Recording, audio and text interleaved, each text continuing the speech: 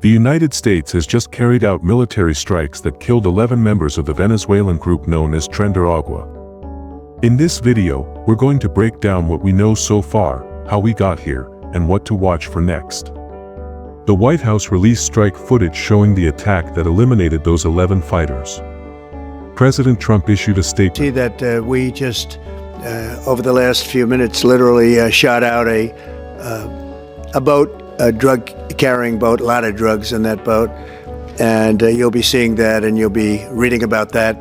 It just happened moments ago, and our great general, head of the Joint Chiefs of Staff, who's been so incredible, including what took place in Iran, knocking out potential nuclear power for a long time to come. I think within a month they would have had it if we didn't do what we did.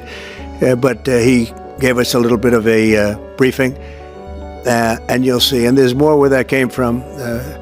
We have a lot of drugs pouring into our country, coming in for a long time. And we just, these came out of Venezuela and coming out very heavily from Venezuela. A lot of things are coming out of Venezuela. So we took it out, and you'll get to see that after this meeting is over. That statement signals the larger goal behind this use of military force. Just a few hours later, President Trump appeared in a press conference and said, "We just blew a drug boat out of the water, and there's more to come." A lot of drugs were on that boat, coming from Venezuela. We took it out. So how did we get here? In many ways, slowly and then all at once. Tensions between Washington and Caracas have been high for years under the Maduro regime. But in recent weeks, the pace of escalation has clearly increased. Just weeks ago, the U.S. Department of Justice raised the reward for information leading to Maduro's arrest to $50 million. A separate reward was also placed on Venezuela's defense minister, Vladimir Pedrino Lopez, worth $15 million. The reasoning is clear: U.S. officials no longer describe Maduro as a president. Instead, they call him the illegitimate head of a narco-terrorist cartel. Framing him this way makes military action, or even the possibility of toppling his regime, easier to justify. Trump's position has been consistent. He is prepared to use every element of American power to stop drugs from entering the United States. In his administration's view, Maduro is not a legitimate leader, but a fugitive indicted for trafficking narcotics.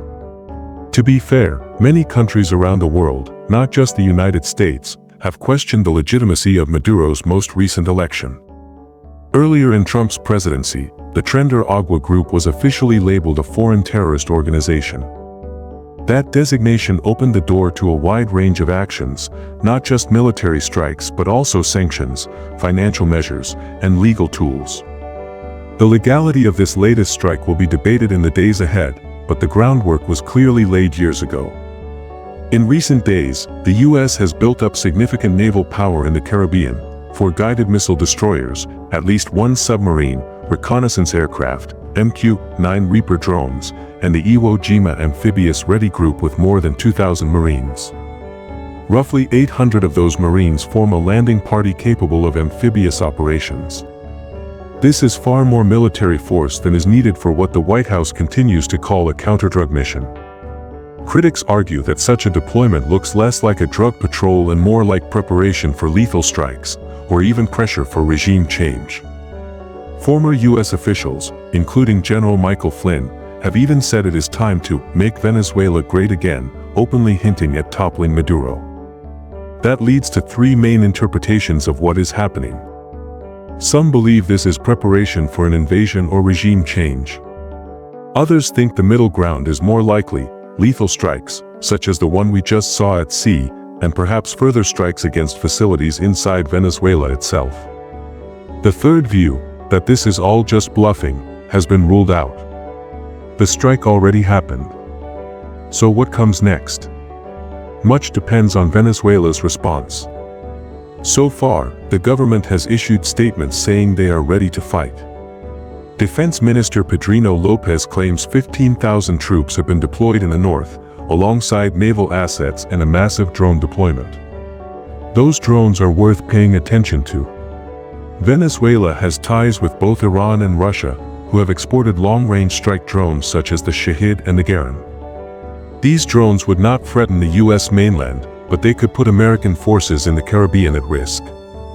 Maduro's government has also called citizens into the streets, claiming an American invasion may be underway. For now, Venezuela has not directly attacked U.S. forces. The strike was carried out in international waters against a group labeled as terrorists, not against Venezuelan territory. That puts Caracas in a complicated position. Should they defend the group's members as citizens, or distance themselves from a cartel officially labeled as terrorists? Their next move is uncertain.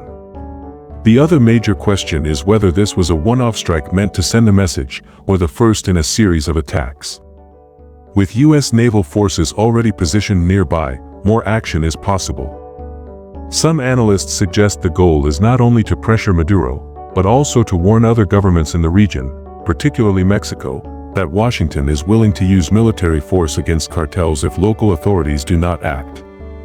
President Trump's own words, "There's more where that came from," may have been directed at more than just Venezuela.